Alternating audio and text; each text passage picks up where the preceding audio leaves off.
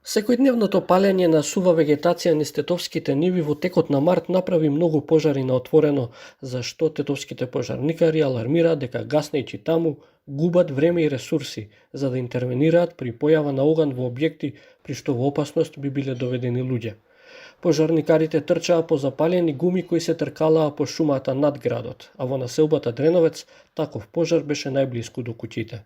Пожарот е како вода. Пожарот се шири многу брзо. Пламените јазици многу брзо се шират. Имаме пример над стадионот, градскиот стадион Тетово, кај што у една населба Дреновец, каде што можеше пожарот да направи да доаѓа до некоја си катастрофа.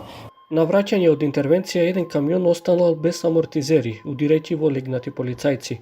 Просечно по 30 години имаат нивните камиони и со таква опрема уште потешко им е да интервенираат. Потребна е државна помош за оваа служба. Поседуваме стари камиони, стара опрема, која за жал државата многу малку обрнува внимание, биејќи ние за граѓаните постоиме и треба да бидеме добро опремени со добри нови камиони, но за жал се бориме со тие што ги имаме.